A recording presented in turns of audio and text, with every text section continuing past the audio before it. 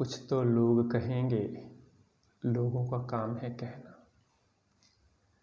लोग निरंतर हमें सूचनाएं दिए जा रहे हैं कि तुम अच्छे हो, तुम बुरे हो, तुम सुंदर हो, तुम कुरूप हो, तुम ऐसे हो, तुम वैसे हो।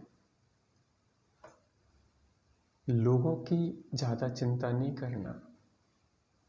अगर कोई समझदार ज्ञानी आपको सलाह देता है, उसकी बात को विचार करना, सोचना और जीवन में लाना योग्य ही है। लेकिन कोई भी बात हमें पहले अपने को स्वीकार करना चाहिए, वो भी अपने सम्यक बुद्धिपूर्वक। परंतु यहाँ तो सलाह देने की आदत है मुख्यतः से अपने भारत में, इसलिए हर किसी की सलाह मानोगे तो पागल हो जाओगे।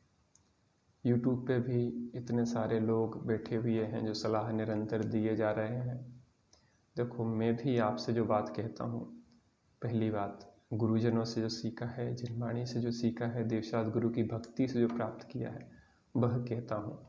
फिर भी जो बात कह रहा हूँ वो आप खुद विचार करना, कसौटी पे कसना, फिर उस पर अपने जीवन में अमल करना। कोई भी बात कही जाती है किसी एक एंगल, एक दृष्टिकोण से कही जा रही है, इसलिए उसको संपूर्ण नहीं समझना चाहिए। मैं जिस दृष्टिकोण से कह रहा हूँ उस दृष्टिकोण से वह बराबर होते हुए भी उसके अन्य भी दृष्टिकोण हो सकते हैं, इसलिए उन दृष्टिकोण पर भी विचार कर अपनी परिस्थिति, द्रव्य क्षेत्र, काल भाव को विचार कर उन पे अमल लाना चाहिए। बात हो रही थी कुछ तो लोग कहेंगे और लोगों का काम है कहना। मैं एक कहानी सुन रहा था। एक बाप बेटा एक गधे पे बैठे हुए जा रहे थे।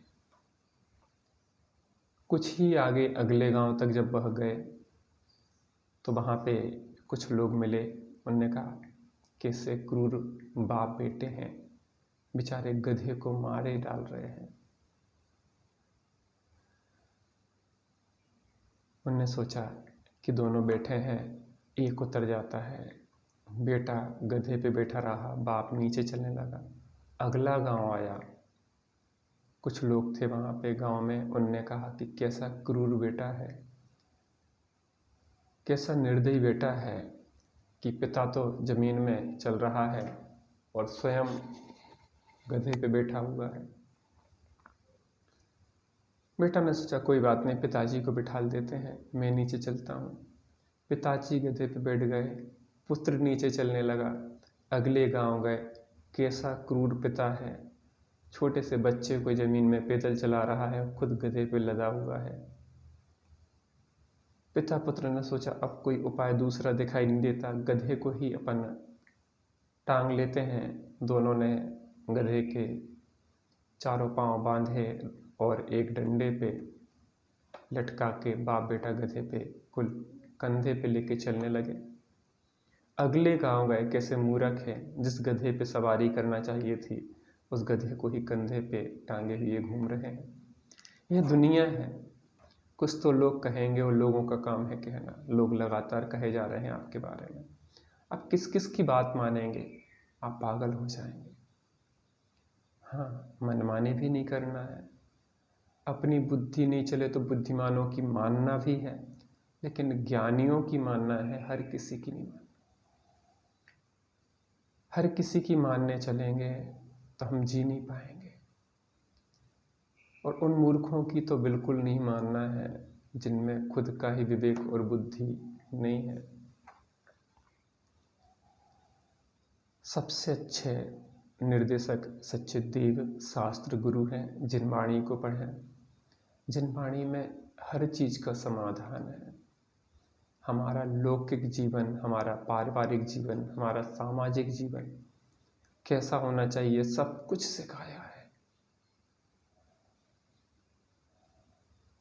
और उसी में हमारा पारलौकिक जीवन कैसा होना चाहिए, कैसा आनंदमय होना चाहिए, कैसा प्रसन्नतामय होना चाहिए, कैसे हम अपने स्वरूप में डूबें, कैसे रमें, कैसे अतीन्द्रिय आनंद का भोग करें। देखो भैया, लौकिक समस्याएं कभी नहीं सुलझ सकती हैं। इस संसार में कितनी ही अनुकूलताएं बनाई जाए, कभी कोई सुखी ना हुआ था, ना हो रहा है, ना होगा। एकमात्र अंतर्मुखता से ही कल्याण हुआ था, हो रहा है, होगा। थोड़ी देर अंदर में बैठेंगे, अपना विश्लेषण करेंगे, अपने दोष स्वयं नज़र में आएंगे कि हमारे दोष क्या हैं। हमारे दोषों के कारण ही हम दुखी हैं।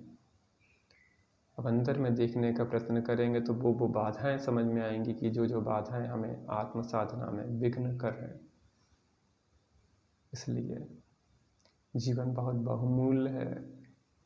इस बहुमूल्य जीवन को यूं ही खोना योग्य नहीं है। अंतर आत्मा की आवाज़ भी सुनना सीखो। अंतर आत्मा भी गलत कार्य से हटने के लिए, अच्छे कार्य में लगने के लिए प्रेरणा स्वतः देती है। अंतर में एक आत्मा की आवाज़ आ रही है।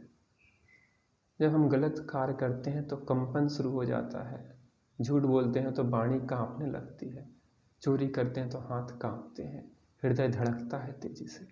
महसूस करते हैं ना, कोई भी गलत कार्य करता है, हिंसा, झूठ, चोरी, कुशील, परिग्रह, अंदर में आत्मा कांपती है। हम शांत रहें तो हम अंदर के आत्मा रूपी गुरु को समझ पाएंगे, वो उसका निर्देशन लेंगे तो बिल्कुल सही रहेंगे।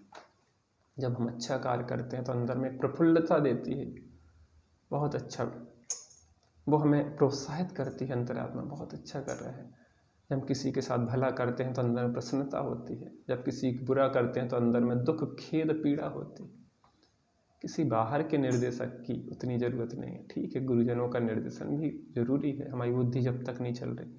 जब हमें अंदर में कोई निर्देशक मिल जाए तो उस निर्देशक से सही मार्गदर्शन हर क्षण आप अंदर में पूछो, करें कि ना करें, वो खुद बताएगा कि करने योग्य है कि नहीं है। गलत होगा तो कंपन होगा, सही होगा तो प्रोत्साहन होगा। और सबसे सही तो यह है कि जब अपने में रम जाते हैं और एक आनंद का वेदन होता है तो वो उससे अधिक तृप्ति कुछ में भी नहीं है। कुछ तो लोग कहेंगे और लोगों का काम है कहना।